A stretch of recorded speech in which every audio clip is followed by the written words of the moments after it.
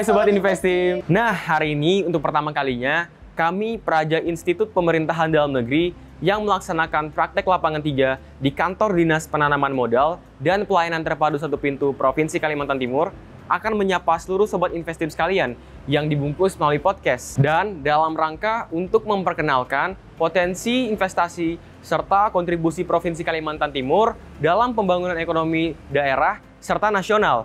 Maka dari itu, kami hadir di dalam podcast DPMPTSP Kaltim Menyapa.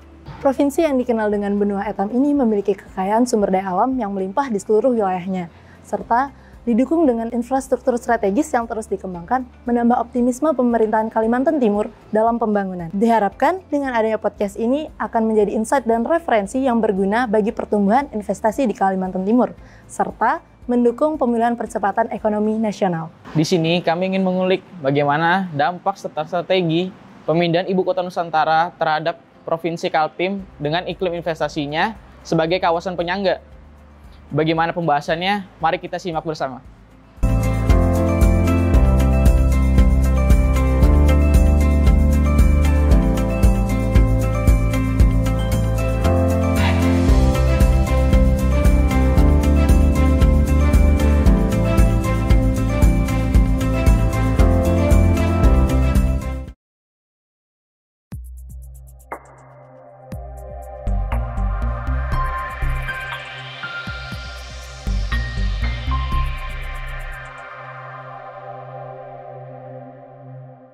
Halo Sobat Investim, sebelumnya saya izin memperkenalkan diri. Nama saya Nindya Praja Irza Talasa Vero.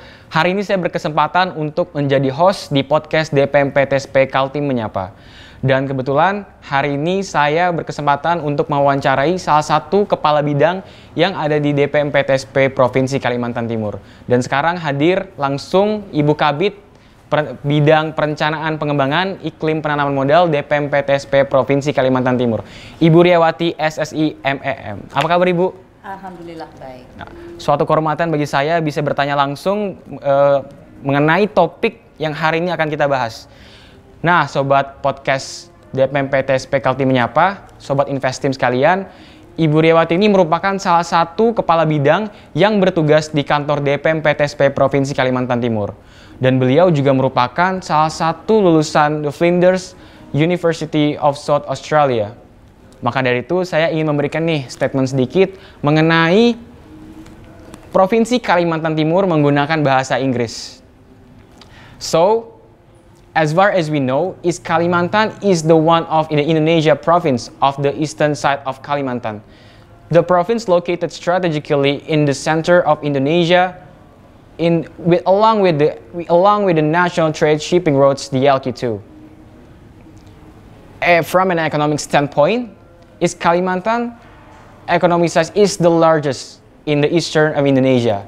Jadi maksud saya adalah Provinsi Kalimantan Timur merupakan salah satu ekonomi yang cukup besar di kawasan Indonesia Timur.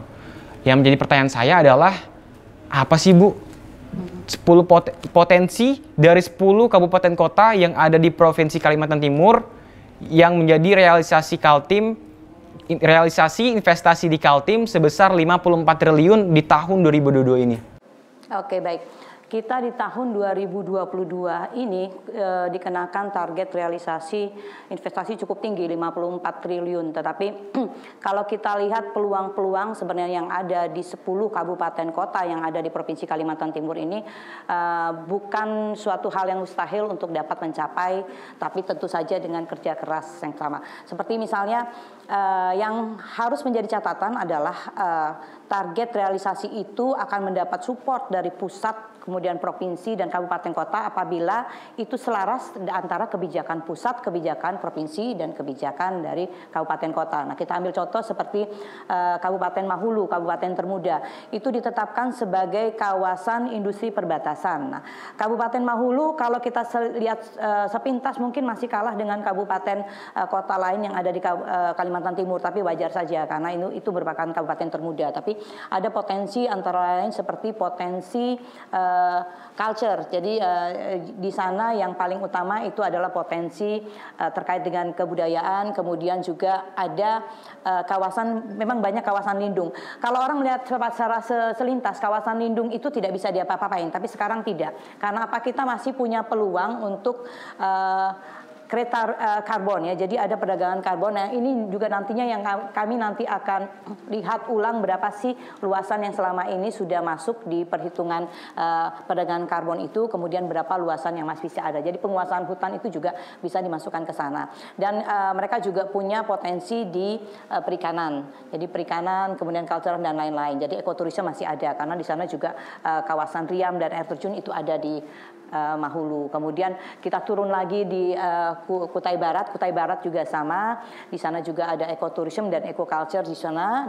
Selain itu juga baru-baru ini juga kami juga mendapat mereka menyusun iPro baru prakelayakan, tetapi ada juga potensi untuk pengembangan industri karet. Jadi karena ada beberapa perusahaan-perusahaan industri karet yang sana bisa dikembangkan. Nah, kalau kita bicara dengan kawasan-kawasan lain seperti kawasan Kutai Timur itu juga masuk ke kawasan industri seperti di sana ada di sana sudah ada Kek Maloy yang kita nanti bisa kembangkan. Kemudian ada juga industri-industri pertambangan dan lain-lain. Secara keseluruhan sebenarnya Kalimantan Timur ini boleh dikatakan sampai saat ini masih banyak sekali potensi dari pertambangan dan migas. Tetapi kebijakan di provinsi sendiri dan juga pusat kita sudah mulai ada peralihan dari ekonomi yang tidak terbarukan seperti batu bara dan lain-lain. Sekarang kita mulai beralih ke industri-industri yang renewable resources. Jadi seperti nanti ini juga selaras sebenarnya dengan IKN nanti. Kita kan nanti akan ada istilahnya nanti green economy ya. Jadi green economy, green industry itu semuanya yang menggunakan sumber-sumber yang renewable resources. Jadi nanti kita alihnya dari batu bara ini kita mulai ada diverse economy, mulai ada shift dari batu bara menuju ke perkebunan, kemudian pangan, tanaman pangan itu sudah mulai beralih ke sana. Dan sesuai dengan kebijakan provinsi dan juga ini juga didukung dengan pusat, kita sekarang sudah mulai melakukan hilirisasi. Jadi apapun produk-produk yang nantinya akan dijual di Kalimantan Timur kita upayakan tidak dalam bentuk bahan baku mentah, tetapi sudah ada. Nah, kita suka tidak suka itu yang harus kita pacu, karena kalau kita lihat kita masih sangat sedikit sekali industri pengolahan manufaktur, itu masih sangat sedikit sekali. Boleh bisa dihitung jari, kita bisa tanyalah untuk industri pengalingan ikan dan lain-lain pun kita belum ada. Itu yang nanti arahan kebijakan itu yang nanti kita arahkan ke sana. Kalau bicara Samarinda Balikpapan itu masuk ke potensi perkotaan industri dan jasa. Kita sebenarnya seperti Mahulu kita punya peluang, tetapi untuk perbatasan boleh dikatakan kita masih kalah dengan saudara muda kita yang ada di Kaltara, karena dulu kita fokus itu di perbatasan itu dengan perbatasan Sabah. Tapi kita punya sekitar 100 berapa belas kilometer itu perbatasan dengan di Mahulu itu dengan Sarawak. Ini juga yang kemarin juga nanti, tapi karena masih daerah berhutan itu belum kita kembangkan. Tapi nanti ke arah sana semua dari masing-masing kabupaten kota itu memang potensinya beda-beda. Nah, arahannya yang hampir di semua daerah memiliki itu sebenarnya ke ekoturism. Meskipun kalau dari kebijakan pusat itu ekoturism itu lebih diarahkan ke Kabupaten Berau. Jadi rata-rata hampir-hampir semua seperti itu. Nah, seperti dengan adanya IKN ini, kita kan masing-masing kabupaten kota boleh dikatakan kita mengejar multiplier effect. Jadi itu yang nanti dikejar masing-masing. Saya kira seperti itu. Baik Bu. Lalu strategi apa sih Bu yang dari bidang Ibu tuh yang Ibu sedang kembangkan gitu Bu? Nah, kalau bicara strategi, ini kan sekarang ini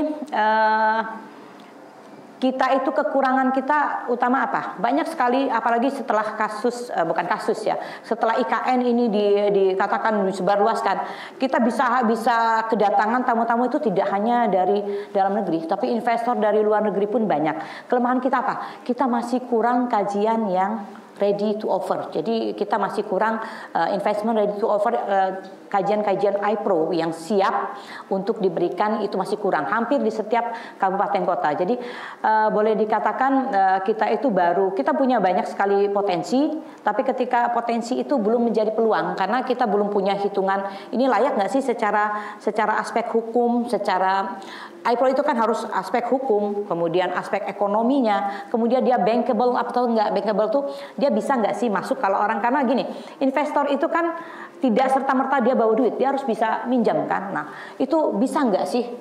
Kemudian berapa sih return rate-nya itu juga yang harus semakin tinggi return rate yang ditawarkan itu biasanya investor juga akan makin ini. Tapi kadang-kadang begini, kadang-kadang kabupaten kota mengatakan loh kami punya potensi perikanan, berapa sih yang bisa dihasilkan? Kita nggak punya data itu. Jadi memang kelemahan di kita adalah kita masih kurang kajian-kajian yang ready to offer, yang siap untuk ditawarkan ke investor. Nah, sedangkan kadang-kadang beberapa investor itu datang, mereka ini bawa uang, tapi mereka nggak mau repot. Jadi kami punya dana segini, ini apa sih yang bisa kami lakukan? Nah, itu yang kadang-kadang kita masih belum siap.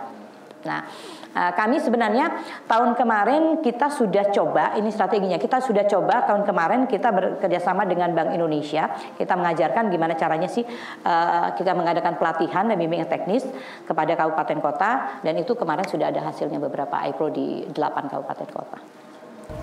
Lalu investor tuh ketika ingin melakukan suatu investasi di Kalimantan Timur, mereka dapat informasinya lewat mana, Bu? Nah, kita sebenarnya di DPM PTSP kita juga sudah punya website. Di sana biasanya kami juga mengupload dalam bentuk PDF untuk kajian-kajian yang kami sudah ada. Kemudian untuk saat ini kami juga mengembangkan ada aplikasi Si Pintar, itu juga nanti bisa kita lihat di mobile phone. Nanti bisa rekan-rekan semua nanti bisa kami upload di sana dan nanti bisa diunduh dari sana ada. Ini nanti aplikasinya. Nah, kita sudah tahu kan informasi langsung yang diberikan oleh Ibu Riawati mengenai potensi investasi yang ada di Provinsi Kalimantan Timur. Tetapi bagaimana sih prosedur perizinan yang harus dilakukan? Kita simak di segmen berikutnya. Hai Sobat Investim, kali ini bersama saya Nindya Prajaputri, Alivia Savana Mira Raab, dan kali ini saya bersama Ibu Insinyur Andi Agustina MSI, selaku Kepala Bidang Layanan Perizinan dan Non-Perizinan di Dinas Penanaman Modal dan Pelayanan Terpadu Satu Pintu. Izin Ibu. Ya. Apa kabarnya Bu hari ini? Alhamdulillah baik. Alhamdulillah. Ya, semoga Mbak Safa juga dalam keadaan yang sama ya. Alhamdulillah baik. Ya. Langsung saja mungkin Bu ya. Boleh. Jadi pada segmen sebelumnya sudah dijelaskan bahwa masing-masing kabupaten kota di Kalimantan Timur ini memiliki potensi investasi yang luar biasa. Nah, akan tetapi para investor mungkin masih ada yang belum mengetahui bagaimana apa kriteria-kriteria perizinan maupun prosedur-prosedurnya, Bu. Mungkin bisa dijelaskan ke sobat-sobat Investim yang sedang menyaksikan. Benar sekali bahwa potensi investasi di Kalimantan Timur khususnya itu saat ini sangat besar sekali, dan tapi itu tidak akan berarti apa-apa ketika investor atau calon investor tidak berinvestasi di Kalimantan Timur. Bisa jadi para investor ini berkeinginan untuk berinvestasi, namun terkendala dengan bagaimana sih sebenarnya tata cara untuk melakukan perizinan berusaha terhadap kegiatan usaha yang akan dilakukan, seperti itu. Kalau ditanya mengenai kriteria atau faktor-faktor seperti apa sih sebenarnya si pelaku usaha tersebut untuk melakukan perizinan berusahanya, nah itu faktor-faktornya adalah bisa yang pertama adalah penetapan dari tingkat risikonya, kemudian yang kedua adalah dari skala usaha kegiatannya, dan yang ketiga berdasarkan luas lahan yang dimiliki oleh pelaku usaha tersebut. Dan ini semuanya sebenarnya sudah tercantum di dalam Peraturan Pemerintah Nomor 5 Tahun 2021 mengenai penyelenggaraan perizinan berusaha berbasis risiko, seperti itu. Baik Bu. Nah, tadi kan sudah dijelaskan kriteria-kriterianya Bu ya. Selanjutnya mungkin bisa dijelaskan Bu, mungkin secara singkat saja Bu. bagaimana proses perizinan yang diterapkan di DPM PTSP Provinsi Kalimantan Timur ini, Bu? Karena yang kita tahu sekarang mulai menggunakan sistem online, Bu. Iya. Mungkin bisa dijelaskan, Bu. Benar. Kalau untuk proses perizinannya sendiri, tata cara itu sebenarnya sudah jelas ada semuanya itu di PP 5 tadi gitu ya. Dan di subsistem pelayanan informasi itu jelas sekali di situ. Cuma bisa saya jelaskan secara garis besarnya di sini bahwa ketika pelaku usaha itu ingin berinvestasi, maka hal yang pertama yang perlu dilakukan terlebih dahulu itu mengajukan permohonan terlebih dahulu. Pada saat telah mengajukan permohonan, tentunya data-data yang diperlukan itu dimasukkan atau dilengkapi terlebih dahulu. Kemudian persyaratan-persyaratannya itu dilengkapi semuanya. Setelah itu akan diteruskan, sistem OSS akan meneruskan ke OPD teknis terkait. Nah, OPD teknis terkait itu memverifikasi seluruh persyaratan yang telah dimasukkan oleh pelaku usaha. Nah, ketika persyaratan tersebut setelah diverifikasi ternyata sesuai dengan ketentuan yang berlaku, maka akan diberikan pertimbangan teknis dari OPD teknis terkait tersebut. Nah, dasar praktek inilah kemudian diteruskan lagi ke DPM PTSP Provinsi Kalimantan Timur untuk selanjutnya diberikan validasi apabila itu sesuai semua dengan persyaratannya dan akan disetujui. Gitu. Baik, Bu. Selanjutnya nih, Bu, mengenai kewenangan perizinan antara kota, provinsi maupun pusat. Tentunya pasti ada batasan-batasannya kan, Bu? Ya, betul. Nah, mungkin bisa sedikit dijelaskan, Bu, bagian batasan seperti apa yang menjadi lingkup tingkat provinsi, Bu? Baik. Kalau ditanya soal kewenangan, betul sekali yang disebutkan tadi bahwa dalam proses perizinan ada kewenangan dari pemerintah pusat, kemudian dari pemerintah provinsi dan kabupaten kota itu sendiri. Dan batasannya yang mana yang pemerintah pusat, kemudian provinsi dan kabupaten kota itu sudah ditentukan memang. Di dalam sistem OSS itu sudah ada di PP nomor 5 di lampirannya bahwa ini kewenangannya pemerintah pusat, ini kewenangannya provinsi dan kabupaten kota. Khusus untuk Provinsi Kalimantan Timur itu ada sekitar kurang lebih 940 perizinan yang di situ yang menjadi kewenangan di DPM PTSP provinsi, maksud saya yang dilaksanakan oleh DPM PTSP Provinsi Kalimantan Timur. Dan itu sudah jelas sekali gitu. Jadi nggak mungkin ya kewenangan yang dari kabupaten kota kemudian kita yang menyetujui gitu. Jadi sudah ada batasan-batasannya dan itu tidak boleh di luar dari itu kita lakukan, itu salah sekali gitu. Baik, Bu. Mungkin sekian yang bisa saya tanya-tanya mengenai perizinannya, Bu ya. Oh iya, Bu, bagaimana cara Sobat Investim nih, Bu, yang mau mengakses OSS itu, Bu? Mungkin linknya atau... Baik, oke. OSS ini, Sahabat Investim, sebenarnya mudah sekali untuk kita dapatkan. Cukup masuk ke situs www.oss.go.id dan silakan semua di situ ada, bisa kita lihat mulai dari informasi-informasi apa saja yang diperlukan bagi pelaku usaha yang akan berinvestasi. Mudah-mudahan dengan penjelasan ini bisa membuka wawasan kita dan kita bisa melihat dengan jelas apa-apa saja yang perlu dilakukan oleh pelaku usaha dalam berinvestasi. Seperti itu. Nah, Sobat Investim, jadi sudah Ibu Andi jelaskan bahwa bagaimana prosedur-prosedur dan juga website yang bisa kita kunjungi jika ingin berinvestasi di Kalimantan Timur. Nah, Sobat Investim, pasti ada yang penasaran nih bagaimana dan apa strategi ataupun event-event dari DPM PTSP Provinsi Kalimantan Timur untuk mempromosikan investasi yang bisa dilakukan di Kalimantan Timur ini. Penasaran? Jangan di skip, saksikan terus podcast DPM PTSP Kaltim Menyapa. Halo Sobat Investim, kembali lagi di DPM PTSP Podcast Kaltim Menyapa. Bhinneka Nara Ika Bakti. Bersama saya Nindya Praja Andri Salsrisa Nugrah, asal pendaftaran daerah Kota Samarinda.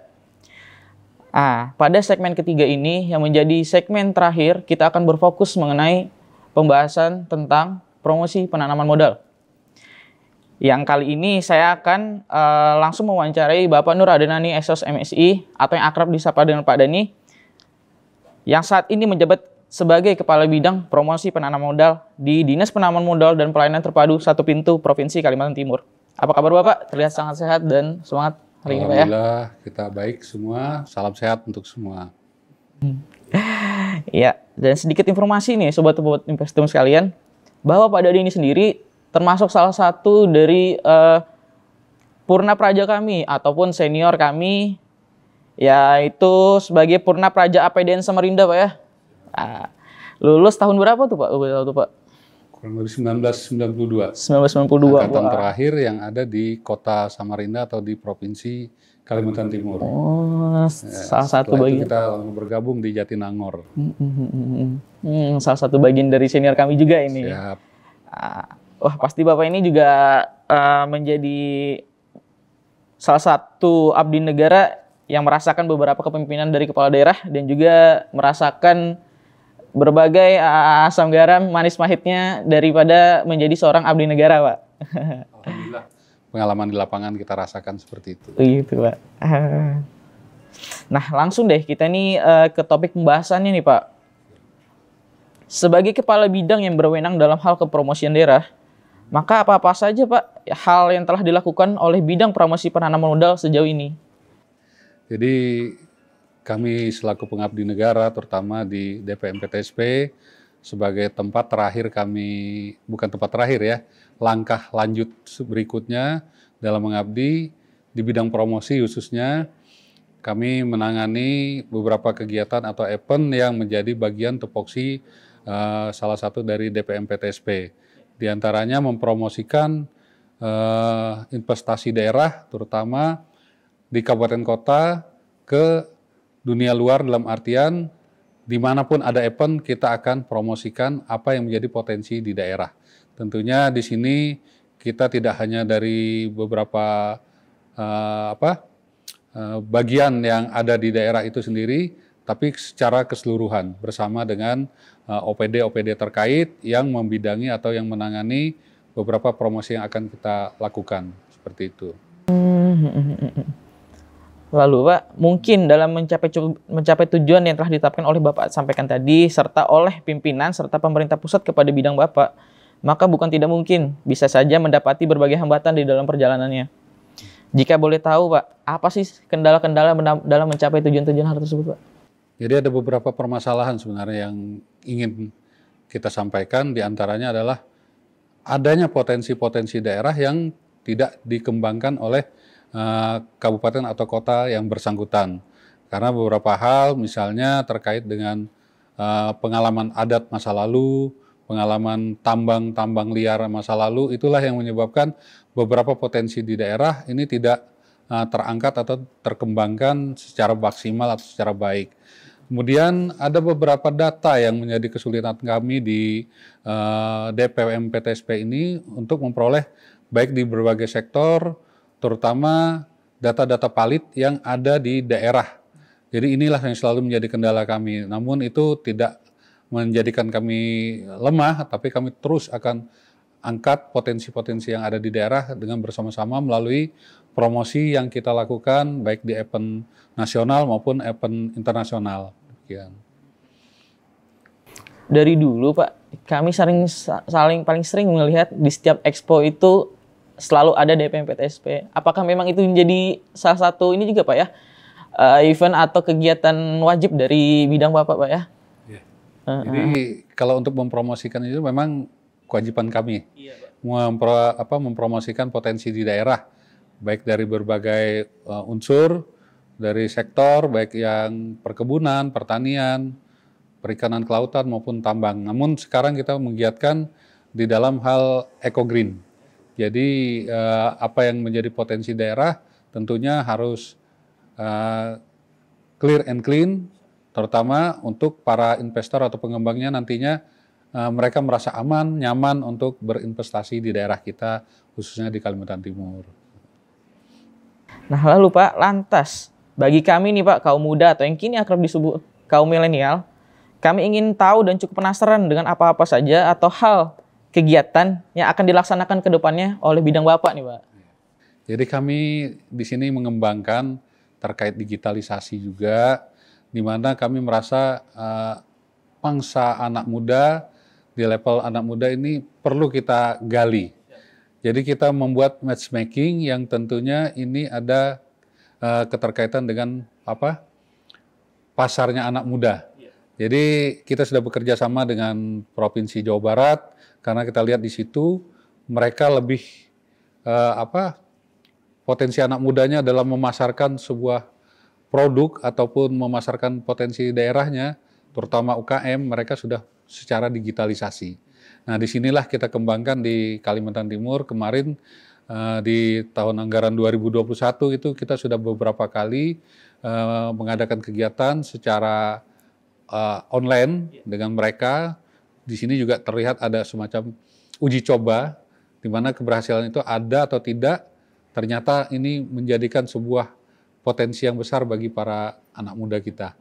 Terutama di Kalimantan Timur, mereka tertarik dengan potensi teman-teman di Jawa Barat. Kita contohkan misalnya membuat KP. KP ini bagaimana mereka belajar menjadi KP yang sukses. Nah, ini kiblatnya ke Jawa Barat. Demikian juga Jawa Barat melihat potensi yang ada di Kalimantan Timur, apa yang bisa menjadi peluang usaha bagi para milenial. Jadi disitulah kita bersama-sama dengan para milenial, dengan para pimpinan kita juga, kita diskusikan, kita cari jalan untuk menjadikan anak muda ini sebagai kelanjutan dari investasi di daerah kita. Demikian. Kira-kira begitu ya, telah disampaikan oleh Pak Denny. Cukup seru sebenarnya, namun akan lebih kita gali di kemudian hari atau di saat-saat selanjutnya. Nah, sedikit Pak, jika boleh Bapak sampaikan, ada closing statement-nya. Jadi marilah kita bersama-sama menanamkan investasi di Kalimantan Timur di berbagai subsektor yang tentunya akan memberikan perkembangan pembangunan Kalimantan Timur lebih baik lagi. Dan kita memiliki potensi yang tentunya sangat-sangat eco-green di berbagai sektor. Mudah-mudahan ini bisa terwujud baik dari tourism sendiri, terus perkebunan, perikanan, kelautan, dan lain sebagainya, terutama di dalam menunjang IKN yang sudah kita jalani bersama. Nah, inilah yang menjadi peluang kita. Kalimantan Timur sebagai daerah-daerah penyangga juga menjadi peluang yang terbaik buat Kalimantan Timur itu untuk menanamkan investasinya. Demikian. Ya, gitu ya teman-teman, Sobat Investim sekalian. Ada banyak hal yang sebenarnya dapat kita ingin sampaikan, namun dari berbagai keterbatasan, kira-kira hal itu saja yang bisa ingin kami bahas. Mungkin sekian dari saya. Kira-kira jika ini Sobat atau Sobat Investim sampaikan, bisa Sobat Investim sampaikan di kolom komentar. Dan selanjutnya akan disampaikan oleh kami bersama. Sekian, terima kasih. Nah, kembali lagi bersama saya, Irza Atalasa Vero. Kali ini telah hadir bersama kita Ibu Kepala Bidang Layanan Pengaduan dan Informasi Perizinan DPMPTSP Provinsi Kalimantan Timur, Ibu Dr. Anda Yasinta Purwanti Parera MM, yang biasa disapa Bu Pur. Halo Ibu Pur, apa kabar? Puji Tuhan, baik. Baik. Langsung saja kita bertanya mengenai tupoksi dari bidang yang ibunya embani. Bu, apa sih tupoksi dari bidang layanan pengaduan dan informasi perizinan? Ya, baik, terima kasih kesempatan yang diberikan kepada saya. Assalamualaikum warahmatullahi wabarakatuh. Selamat siang dan salam sejahtera buat kita semua. Saya ingin menjawab pertanyaan yang disampaikan tadi dengan menganalognya dari sebuah iklan. Bahwa apapun makanannya, minumannya, teh, botol sosro. Begitupun dengan kegiatan yang ada di DPMPTSP Provinsi Kalimantan Timur. Semua kegiatan, teknik kegiatan itu ada di bidang-bidang. Ada 5 bidang di sini. Semua kegiatan yang ada di bidang-bidang, sasarannya itu hanya ada 2. Yang ada di dalam Rensra OPD kami, yaitu peningkatan investasi, dan yang kedua adalah pelayanan kepada masyarakat. Jadi apapun yang kami kerjakan, kami harus menuju kepada 2 sasaran ini, yaitu peningkatan investasi dan yang kedua adalah terpuasnya pelayanan kepada masyarakat. 2 sasaran ini ada hubungan sebab akibat. Jika pelayanan kepada masyarakat baik, tentu investasi akan meningkat. Dan sebaliknya, kalau pelayanan masyarakat buruk, tentu akan berpengaruh kepada nilai investasi, tentu akan menurun. Nah, saya mau jelaskan di sini bahwa kami bidang pelayanan, pengaduan, dan informasi perizinan ada di sasaran kedua, yaitu pelayanan kepada masyarakat. Nah, ada 2 tugas besar yang ada di dalam bidang pelayanan pengaduan dan informasi perizinan, yaitu yang pertama adalah pelayanan pengaduan sendiri, yang kedua adalah informasi perizinan. Pelayanan pengaduan yang dimaksudkan di sini adalah kami membuka diri, siapapun pelaku usaha atau masyarakat yang merasa bahwa tidak terlayani dengan baik, yang merasa ada miss di sini, silakan datang ke DPM PTSP Provinsi Kalimantan Timur. Dengan senang hati kami akan melayani. Bisa juga masyarakat menyurati secara formal ke DPM PTSP Provinsi Kalimantan Timur. Dengan senang hati kami akan menjawabnya.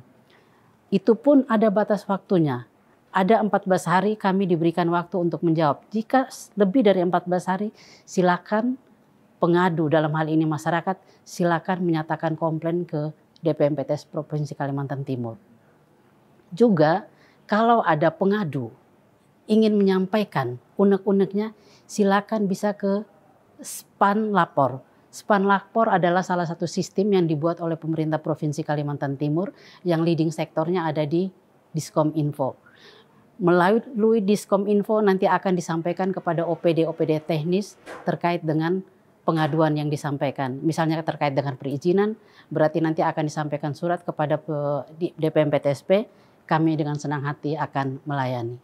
Yang kedua terkait dengan informasi perizinan, tusi kami yang kedua. Saat ini kita melakukan podcast, itu adalah kegiatan dari bidang kami, bidang Yandu. Kita saat ini dengan keadaan situasi yang seadanya. Tetapi saya jamin bahwa next ke depan kami mempunyai ruangan yang sangat mumpuni. Kami akan menggaungkan terus DPM PTSP. Kami akan melibatkan narasumber-narasumber yang mumpuni dengan kegiatan-kegiatan yang benar-benar aktual, yang benar-benar lagi heboh di masyarakat. Kami akan terus menggaungkan dan memberikan informasi sebanyak-banyaknya kepada masyarakat. Jadi masyarakat dapat mengetahui apa itu DPM PTSP, apa yang perlu dilakukan, kriteria apa yang harus dipenuhi untuk memperoleh izin secara resmi. Mungkin itu. Lalu Bu, permasalahan apa sih yang biasanya dihadapi di bidang Ibu? Oh iya, baik. Kalau masalah pengaduan, informasi pengaduan, masalahnya itu sebenarnya karena Kalimantan Timur potensinya itu terkait dengan minerba, banyak sekali pengaduan-pengaduan terkait dengan minerba. Nah itu masyarakat belum tahu bahwa minerba sekarang kewenangannya itu sudah ada di pemerintah pusat. Jadi mereka akan salah alamat jika tujuannya itu ditujukan kepada DPM PTS Provinsi Kalimantan Timur. Jadi kebanyakan pengaduan itu terkait dengan minerba. Untuk yang lain-lain saya pikir nggak terlalu banyak pengaduan, paling sekitar mereka hanya memerlukan data. Jika data itu ada kepada kami akan kami berikan. Jika itu ada pada pemerintah pusat kami akan menyampaikan surat itu kepada pemerintah pusat dengan menjawab pertanyaan masyarakat atau pelaku usaha. Itu yang pertama. Yang kedua terkait dengan informasi perizinan. Kita tahu betul kita kalau berkaitan dengan informasi, kita sangat membutuhkan jaringan. Kalau jaringan bagus, tentu segala komunikasi bisa berjalan dengan lancar. Apalagi kalau pas hari raya atau hujan, angin, kita sangat paham betul bahwa akan sangat terganggu jaringan itu. Oleh karena itu, kami mohon maaf jika pelaku usaha atau masyarakat merasa bahwa kok nggak bisa nih masuk ke webnya atau aplikasinya ePTSP. Kami tetap siap offline maupun online. Silakan datang kalau misalnya ada gangguan. Mungkin itu permasalahan yang kami hadapi. Lalu Bu, apa sih yang akan dilakukan untuk mendukung pertumbuhan investasi di Kaltim yang cenderung meningkat dari tahun ke tahun? Oh iya, siap. Jadi di DPM PTSP Kalimantan Timur kami mempunyai, sejak tahun 2001 kami sudah mempunyai 2 inovasi. Yang pertama ada aplikasi EPTSP. Itu merupakan kegiatan kami. EPTSP itu untuk memudahkan pelayanan kepada pelaku usaha dalam permohonan pengajuan perizinan. Mereka bisa membuka aplikasi EPTSP, di situ ada kriterianya apa saja, lamanya berapa lama, ketemunya harus ketemu siapa. Silakan kalau misalnya tempatnya jauh bisa dibuka aplikasi EPTSP. Tetapi kalau misalnya tempatnya dekat, kalau ada gangguan offline juga di sini pasti akan dilayani dengan baik. Yang satunya yaitu inovasi kami terkait dengan web EPTSP, web PTSP, DPM PTSP. Web DPM PTSP itu berisi segala macam kegiatan dari DPM PTSP. Bidang apapun itu yang ada di sini kami selalu merefresh semua, mengupdate semua data-data yang ada di DPM PTSP. Termasuk di dalamnya jika mau melihat profil DPM PTSP ada di situ. Ada struktur organisasi, ada visi misi, ada maklumat di situ. Bahkan jumlah pegawai dengan latar belakang pendidikan semuanya ada di situ. Silakan kalau ingin mencari tahu tentang DPM PTSP, silakan membuka web DPM PTSP. Dan kedepannya kami di bidang pelayanan pengaduan tidak kalah dengan OPD-OPD lain. Kami pun merencanakan akan berinovasi dengan mengadakan mobile investasi. Karena apa? Karena sebenarnya banyak sekali masyarakat yang belum mengetahui seperti apa sih prosedurnya, mulainya dari mana, kemana dia harus datang.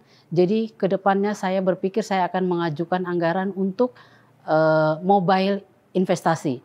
Jadi nanti kalau misalnya bank punya mobile banking, kenapa kita enggak? Kita juga bisa untuk mobile investasi. Jadi nanti kemana misalnya mendekatkan diri kepada masyarakat. Kita akan menggaungkan terus apa itu DPM PTSP. Jadi lebih dikenal, jadi lebih menarik minat untuk pelaku-pelaku usaha. Bahkan banyak sekali di Kalimantan Timur untuk pelaku-pelaku usaha kecil. Tetapi tidak kalah mereka mempunyai investasi yang cukup besar untuk itu. Oleh karena itu kami terus akan menggaungkan untuk menarik investasi. Jadi kami bisa untuk meningkatkan investasi. Kalau tahun kemarin kita dapat 41T, tahun ini meningkat jadi 54T. Kami yakin akan bisa terkejar jika kami terus menggaungkan DPM PTSP di seluruh pelosok Kalimantan Timur. Mungkin itu yang bisa saya sampaikan. Baik, mungkin pertanyaannya sudah dijawab oleh Ibu semua. Baik, seluruh Sobat Investim sekalian, demikian telah kita simak paparan dari Ibu Kabid, Layanan Pengaduan dan Informasi Perizinan DPM PTSP Provinsi Kalimantan Timur. Sampai jumpa di podcast selanjutnya, Sobat Investim. Halo Sobat Investim, selamat datang di DPM PTSP Podcast Kaltim Menyapa. Bersama saya Andri Sarjisa Nugrah, praja asal daerah Kota Samarinda. Pada segmen kali ini, saya akan mewawancari Bapak Surya Saputra, Esos MSI, yang menjabat sebagai Kepala Bidang Pengendalian Pelaksanaan pada Dinas Penanaman Modal dan Pelayanan Terpadu Satu Pintu. Selamat pagi Bapak. Pagi. Alhamdulillah terlihat sehat dan semangat ya. Alhamdulillah sehat.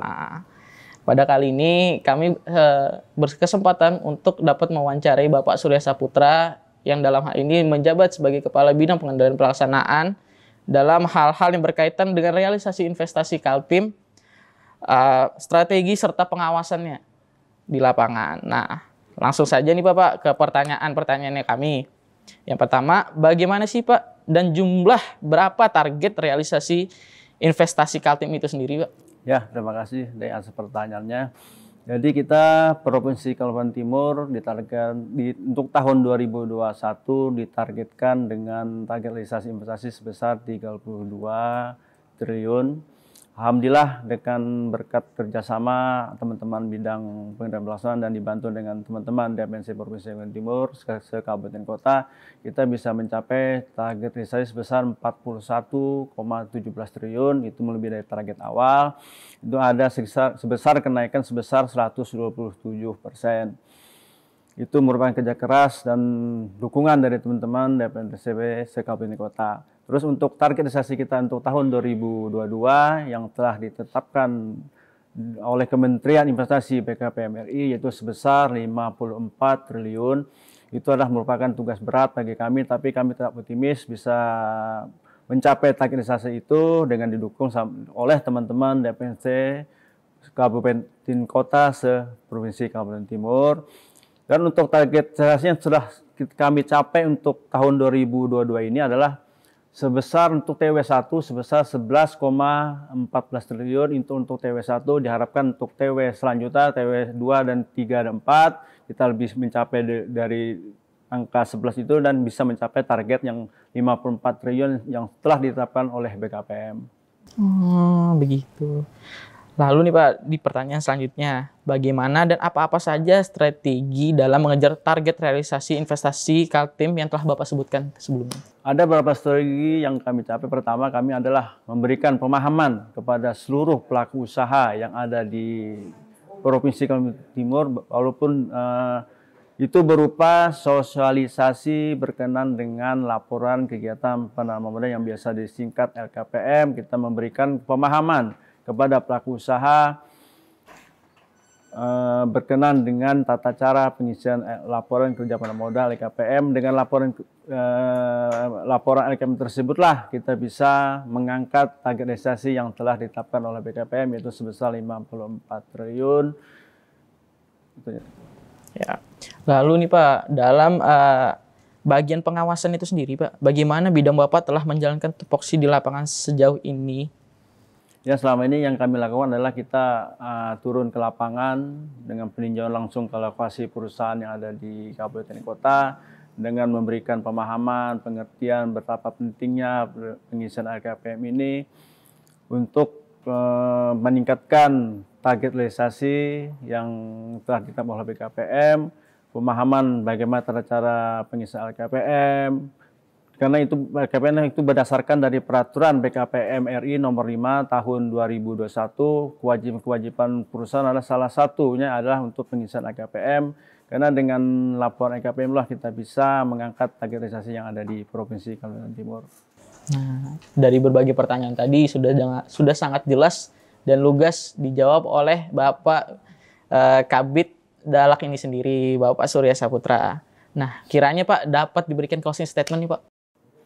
Ya, dengan target realisasi yang cukup besar yang telah ditetapkan oleh Kementerian BKPM RI sebesar 54 triliun itulah kita perlu kerja keras, perlu dukungan baik dari teman-teman DPM PTSP Kabupaten Kota dan juga lingkup teman-teman di DPMC Provinsi Kalimantan Timur antar bidang PTSP, bidang pengembangan, bidang promosi dan sekretariat, yang bidang Yandu. Untuk tanpa ada dukungan itu semua tidak dapat kami capai. Semoga apa yang telah ditargetkan oleh Kementerian BKPM sebesar 54 triliun tadi bisa tercapai dengan baik. Semoga dari berbagai hal yang telah disampaikan Bapak tadi dapat kita saksikan, dapat kita pedomani dengan baik. Dan jika ada teman-teman Sobat Investim sekalian ingin menanyakan sesuatu, silakan sampaikan di kolom komentar. Kiranya itu saja pada segmen kali ini. Saya Andri Saraswisa Nugrah, undur diri dulu. Terima kasih. Menakar geliat peluang investasi di Kalimantan Timur tahun 2022. Peluang Kalimantan Timur untuk menumbuhkan perekonomiannya masih sangat besar. Di antaranya melalui transformasi ekonomi dari sektor primer ekstraktif menuju sektor yang berbasis manufaktur. Selain hilirisasi industri, potensi pariwisata dan UMKM juga berpeluang untuk dikembangkan. Namun, salah satu kendala percepatan transformasi ekonomi tersebut adalah masih rendahnya investasi di bumi benua etam ini. Terdapat sejumlah kendala dalam mengundang investasi ke Kalimantan Timur, antara lain terkait sarana, prasarana, maupun sumber daya manusia yang berkompeten. Menilik kinerja penanaman modal dan iklim investasi di Provinsi Kalimantan Timur pada tahun 2021 yang cukup memuaskan, di mana tercapai target realisasi investasi sebesar 41,18 triliun dari target sebesar 32 triliun. Presiden Jokowi memberikan kepercayaan dan apresiasi berupa penambahan target realisasi investasi di Provinsi Kalimantan Timur pada tahun 2022 sebesar 54 triliun. Penambahan ini tentunya menjadi tantangan yang besar dan harus dijawab dengan langkah-langkah yang cukup strategis dan konkret. Problematika dan tantangan tersebut telah menjadi bahasan kita dalam podcast kali ini yang dipandu bersama Praja Institut Pemerintahan Dalam Negeri di dalam podcast DPMPTSP Kaltim Menyapa yang mengangkat topik Ekonomi Kalimantan Timur 2022 menakar geliat peluang investasi di benua etam. Semoga bermanfaat. Sampai jumpa dalam episode-episode berikutnya dengan bahasan isu serta topik-topik yang tidak kalah menariknya. Kami pamit undur diri. Sampai jumpa.